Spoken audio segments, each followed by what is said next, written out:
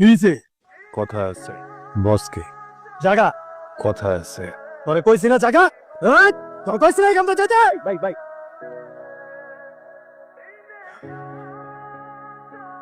কি কথা? আপনার পোলা ভাই নাম এ নাকি যাবি তোরা যা। কি যেন কইতাছিলা? আমার সারা জীবনের কামাই কষ্টে জমানো 2 লাখ টাকা কিছু মালপাতি কিনছিলাম। মালগুলো আপনার পোলা ভাইরা সব আটকে রাখছে। ওইটা বড় কথা না। হ্যাঁ ভাই, কোনটা তো শুধু বাপের কসম, খুব খারাপ লাগছে ভাই। হ্যাঁ, এটা একদমই ঠিক না। আমি সরি। আসসালামু আলাইকুম। 2 লাখ টাকা আমার গেল। আমি সব কিছু শুনছো? না মামু কিছু হ্যাঁ? চলো। আরে মামু তুই চলো না। ঝামেলা আছে একটা। দৌড় মা।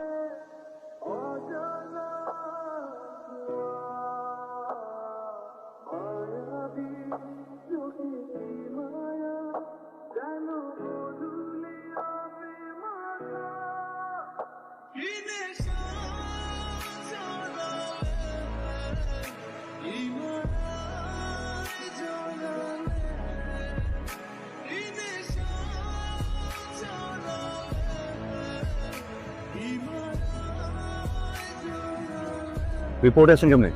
জানেন কিছু তো জানেন। কেউ নিয়ে আসছে?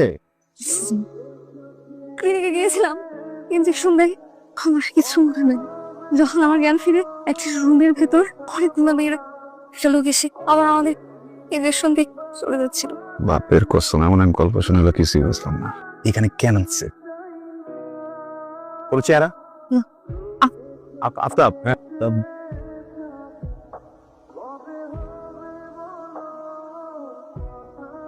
টেনশন কিছু না, আমার পরিচিত। আপনি চলেন আমার সাথে, আমি সবকিছু নিজে করে দিচ্ছি। আমি বললে আর ডিস্টার্ব করবো না, চলেন। আমি যাবো না।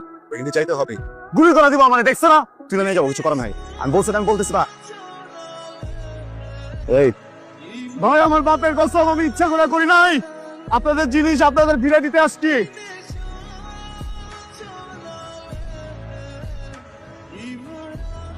ভাই ভাই ভাই ভাই ভাই ভাই আমি বুঝতে পারি নাই ভাই, ভুলে গেট খুলে ফেলছি ভাই। কোনো ঝামেলা ছিল না ভাই। ভাই ভাই ভাই ভাই ভাই ভাই ভাই ভাই গুলি করুন না ভাই, অনেক বড় বিপদে পড়ে যাবো ভাই। এইখান থেকে নড়িস না।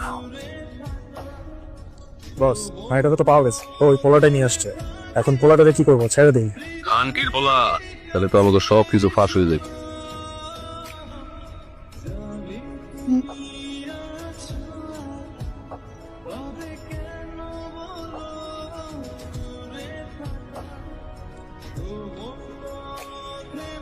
এতগুলো শয়তানের মাঝে একটা মেয়েকে রেখে চলে আসছেন, আর বাসা কি মা বোন নাই?